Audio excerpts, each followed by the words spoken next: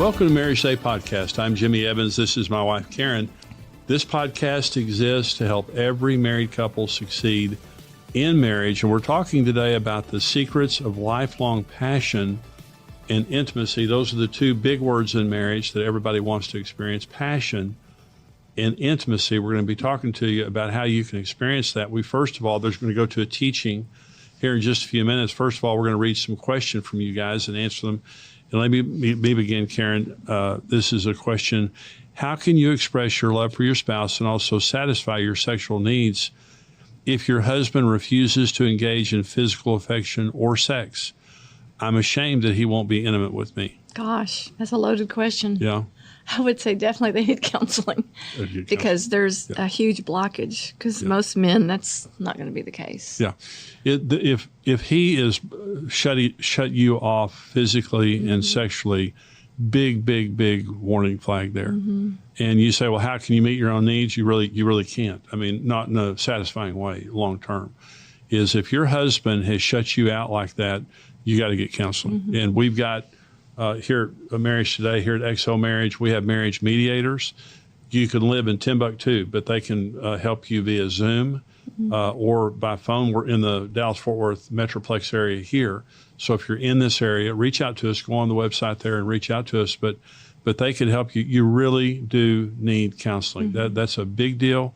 And you just can't live in that environment very long without problems, big problems. No. Yeah. Okay. My wife and I have been going through a healing process after she had an affair. It has been amazing to see God restoring our marriage, but sex is still awkward because of the infidelity. What can we do to rebuild our intimacy? It'll get better over time. Now there are great books out there about sexual healing and affairs and things like that. Chris and Cindy Beal, some of our friends from Oklahoma City, wrote a great book on it. The sex will get better as time goes on.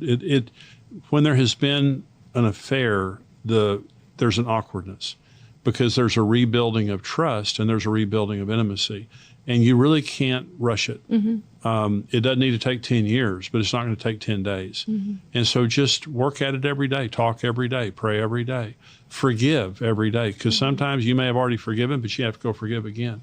But just as you rebuild the foundations of the intimacy and the trust, the sex is going to reflect the overall nature of the marriage. Well, I'm thinking that it's thoughts too, because every time they're probably having sex, he's having thoughts. Sure. That he's, and I think that, you have a lot of good words about saying, how do we take our thoughts captive and, submitting those thoughts to the Lord and let the Lord heal those things that have happened in the past, as well as give you thoughts that can be replaced by what you imagine that your wife's done. Well, an affair is rejection. Very much. When a person cheats on their spouse, is really the deepest form of rejection, and it creates a scar.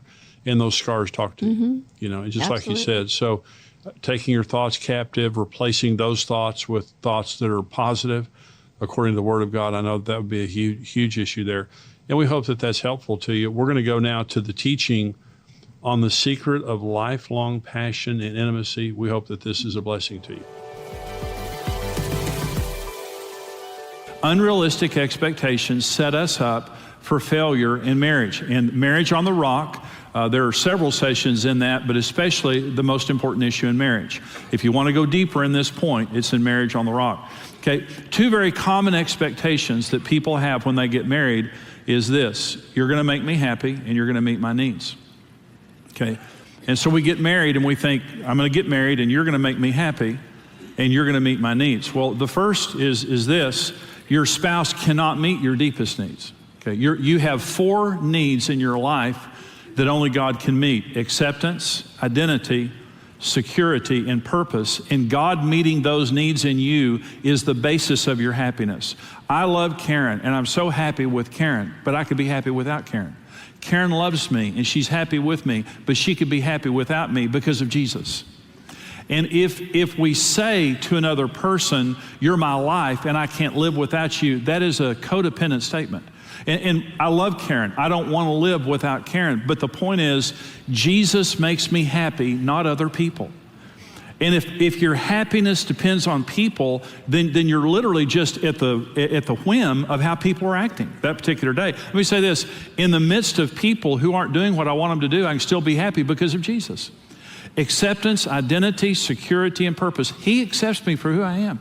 I don't have to have whiter teeth and fresher breath or six-pack abs. You know, I have washboard abs. I just have a load of towels in right now. I go. They're so precious to me, I cover them with padding. But Jesus accepts me for who I am right now. So acceptance, identity. He made me in my mother's womb, and he knows my real name. Your real name you get when you go to heaven, you'll get a white stone with your real name on it. Because the name you have right now is not your real name. When God made you in your mother's womb, he gave you a name that nobody else has. And part of the beauty of knowing God is he knows who you really are. He knows why. No person can tell you who you are. Only God can tell you who you are. So your sense of identity has to come from God if you're going to be whole and really live your life correctly. Security. Only God can make us truly secure. No army can make us truly secure. No medicine can make us truly secure. No weapon can make us truly secure, but the Spirit of God can make us truly secure. And purpose. I have a higher purpose for life than making a buck and spending it. I have a higher purpose of life than just going through another 24 hours of biological processes. I live for a king and a kingdom. And when I wake up every day, I do something that makes an eternal difference in people's lives. That's the purpose of my life. Acceptance, identity, security, and purpose. Only God can meet those needs. And it's called the principle of transference. If I don't depend on God to meet those needs, I automatically transfer the expectation of that to my spouse.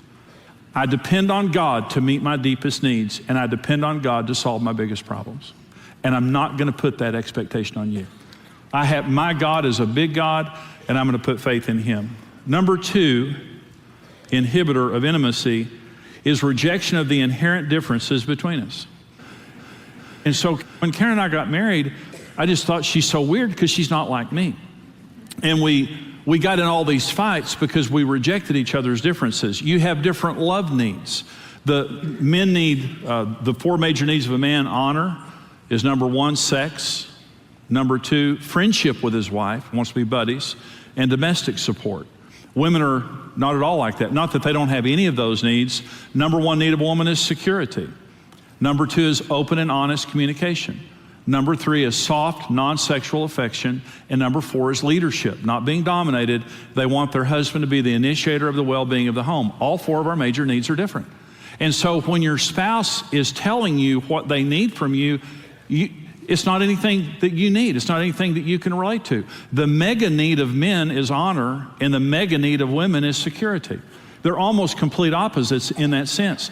And so if I'm going to be able to be intimate with you, it means I have to come out of my world into your world. If you could meet your own needs, you wouldn't have married me. You can't meet your own needs. You're depending on me. And if I'm going to meet your needs, it means I need to listen. I need to listen to what you're saying, and I need to believe it when you tell me you're different. Our money languages are typically different.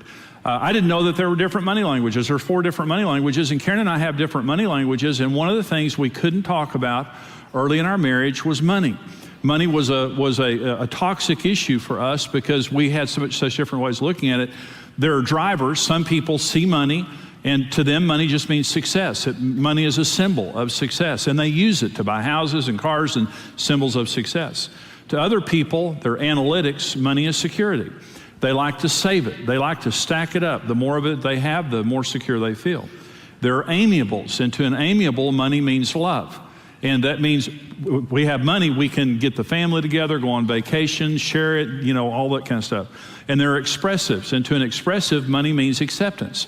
It means I can get into the right groups of people, I can, get into the right social groups to do whatever, I want to do with my life.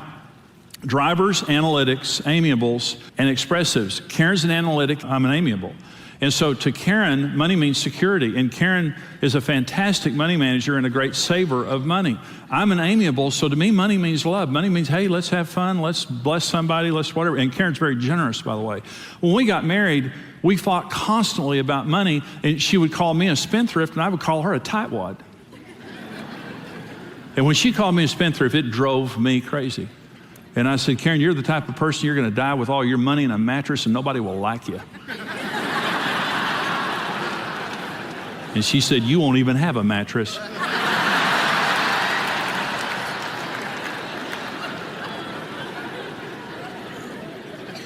So, we're different. But let me say this.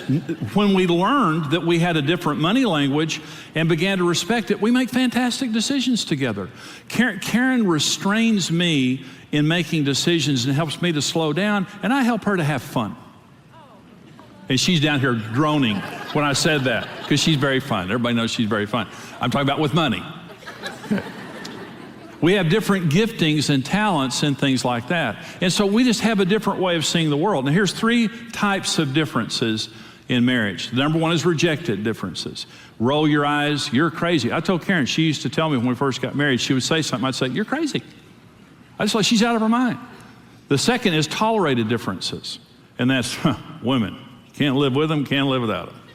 You know, it's not like I'm rejecting you, it's just like I'm judging you. You know, so roll your eyes. The third is celebrated differences, and that is we're a team. Isn't it great that we don't have the same things in our lives? Isn't it great that God spread the giftings and talents and perspectives so together we make such a fantastic team? And when Karen and I got married, we rejected each other's differences. Today, we celebrate each other's differences. And so when you reject your spouse's differences, you reject them. And the ethic that fixes this is respect. Respect. 2 ways that I respect you. One is I'm not going to talk bad about you. I'm not going to shame you and put you down for being honest about who you are. When you tell me what your needs are, it doesn't mean everything in you is right. It just means it's you. And I'm not going to run you down. I'm not going to browbeat you. I'm not going to be sarcastic with you. In fact, I'm going to praise you. One of the key leading the 4 indicators of divorce, the 4 predictors of divorce, number 1 predictor of divorce is negativity. When a negative tone sets up in your relationship, it is the most damaging thing that you can do to your relationship when you begin to pick on each other and begin to point out each other's faults. The number 1 thing you do to build your marriage is to praise your spouse.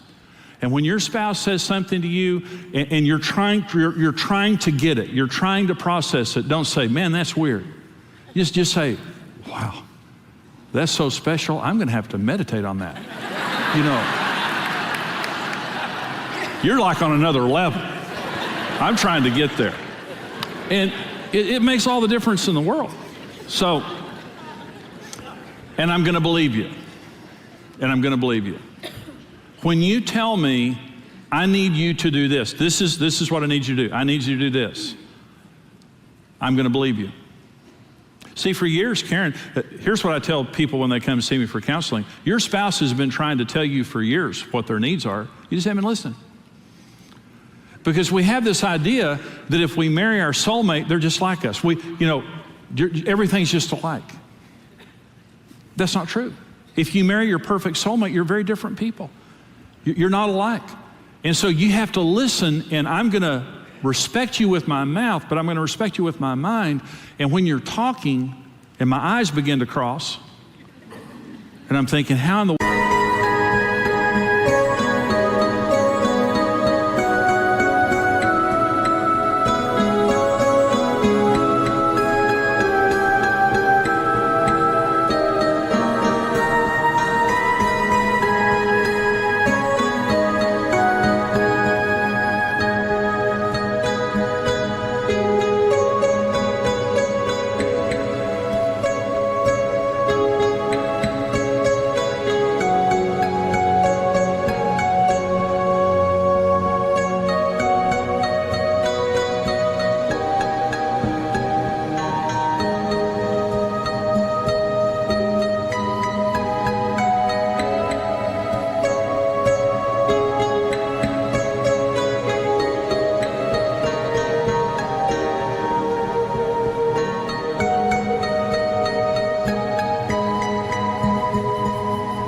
world could anyone be this way?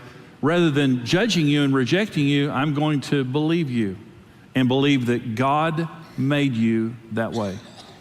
God made the inherent differences we have to respect. Let me go back to points 1 and 2 real quickly and say those 2 issues are why most people don't have intimacy in their marriage. The law of priority says, Genesis 2:24, for this cause a man shall leave his father and mother. Marriage has to be first. It only works in first place in real terms. It has to come before your children. Your children are precious. Your marriage has to come before your children. It has to come before your work. It has to come before your friends. It has to come before anything else. Our marriage was healed when I hung my golf clubs up. And I stopped playing golf, and I made my marriage first again. And so marriage has to be first. And there are two ways that we get distracted. One is the stresses of life. Okay, the stresses means children, work, busyness, things like that. And that's why traditions and disciplines are critical in our marriage, because it's not what you can make happen, it's what you can keep happening. Do you have a date night every week? Do you have time alone? Do you have time to talk every day? Do you have disciplines and traditions that keep the right things happening? And they're inviolable. No one's getting this time. No one's getting this time. No one's getting this energy. My spouse deserves the best of my life, of my time, energy, everything in my life. And so I'm going to protect this for you. The stresses that come on us can cause us to become distracted. And you can't be intimate with a person who's not paying attention. And they're not focused, okay? But the other type of distraction is me turning my heart away in response to frustration or pain. And this is the most dangerous one. Hebrews 13 says, marriage is honorable among all, and the bed undefiled, but fornicators and adulterers God will judge. Let your conduct be without covetousness. Be content with such things as you have. For he himself has said, I will never leave you nor forsake you. And the context here is being frustrated with your spouse and beginning to covet other people's spouses and other people. But by the way, when the Bible tells us not to covet, in the Old Testament, it says don't covet your neighbor's wife. Coveting is referenced to people. And what God is saying here is you may get frustrated with your spouse. I get frustrated with you. Your spouse may be imperfect, you're imperfect. But I've said to you, I'll never leave you or forsake you. I'll never physically leave you, and I'll never turn my heart away. God has promised all of us, in spite of all of our issues, he will never turn his heart away from us. There'll never be a moment in your eternity that God will ever stop paying attention to you and caring about you. Is that good news, anybody? Okay. So, affairs happen when you turn your heart away. Affairs begin on the inside. Karen and I were on Dennis Rainey's radio program a few years ago, and Dennis was interviewing us, and he was talking about the early days of our relationship, and Dennis said to Karen, when Jimmy was being such a jerk earlier in your marriage, were you ever tempted to have an affair? And I was interested in the answer. I mean, I'd never, I thought, well, okay, sister, get honest here. And here's what Karen said. I wouldn't let my heart go there. And this is truth. And because of that, she was fighting for our marriage when I was being a jerk. The most important thing in the ethic here is faithfulness. Not just on the outside, on the inside. I am going to be faithful to you, and when I'm frustrated at you, and when I'm angry, and when things are going bad, I'm not going to turn my heart away to my friends. I'm not going to turn my heart away to sports. I'm not going to turn my heart away to the children. I'm not going to turn my heart away to anything else, not another person. In the worst days of our marriage, I'll keep my heart focused on you. Distraction is so dangerous, whether it's just the busyness of life keeping our marriage from being first, or an offense that we've taken.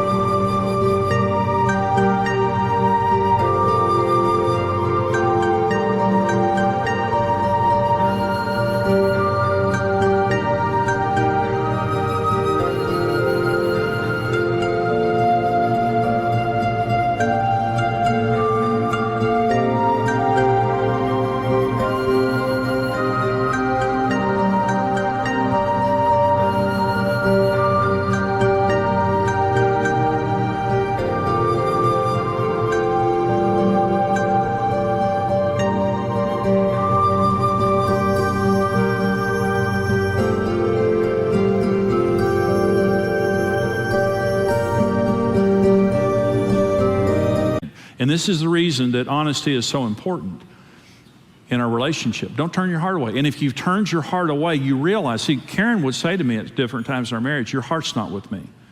And women intuitively know, you can be sitting right there next to them, but they intuitively know if your heart's not there.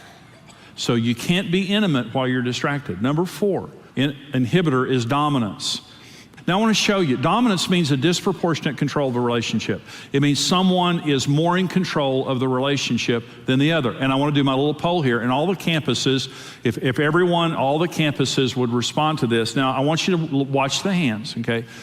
How many of you grew up in a home where one of your parents was clearly dominant over the other parent? Raise your hand. Watch the hands, watch the hands. Look around, look around, look around. Okay, put your hands down. How many of you believe that had a negative impact upon their marriage and your family? Put your hands up. Look around. Look around, look around, look around. Oh my gosh. Okay, put your hands down. 70%, 70 to 80%, I've done this all over the world for many years. Every time I ask that question, that's the response that you get. Research proves, secular research proves that shared control is one of the most important issues in a marriage. We are the only animals on earth that weren't designed to dominate each other. Human beings, there's no reference in Genesis 2, when God made man and woman, there's never a reference to one person dominating the other until the fall. And after the fall, there was a curse pronounced, and Eve was told, you will desire to dominate your husband, but he will dominate you. It was a feature of the fall. We are supposed to interact and cooperate and make all of our decisions together, and no one should dominate the relationship. Jesus Christ is Lord of our relationship, and we don't dominate each other.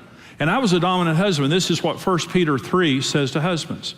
Husbands likewise, dwell with your wives with understanding. That means she's different than you, and you need not to treat her the way you would any other man. She's a woman, you understand her. Giving honor to the wife as to the weaker vessel. Let me say, this is saying be gentle with your wife. Women are not weaker. Let me say that right there. Women can do anything. God made them a little physically weaker so they wouldn't take over the universe. And he had to make sure you wouldn't do it. So you're a little physically weaker, okay? As to the weaker vessel. And being heirs together of the grace of life. Listen, husbands likewise dwell with them with understanding, giving honor to the wife as to the weaker vessel, being heirs together of the grace of life, that your prayers may not be hindered. Karen Evans is a fellow heir of the grace of life. In Jesus, there's neither male nor female, and she has as much rank in the kingdom of God as I have, and she has as much stock in the Evans family as I have.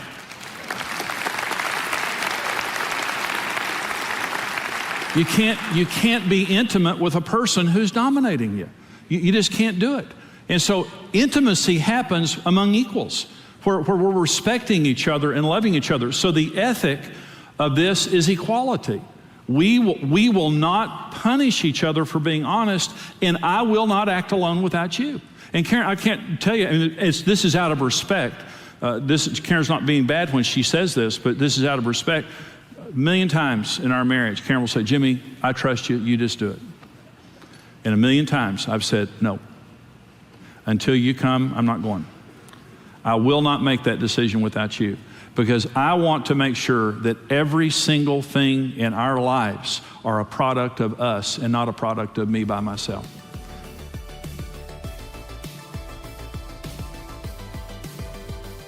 Hey, this is Brent Evans with XO Marriage, and I want to thank you for listening to the Marriage Today podcast.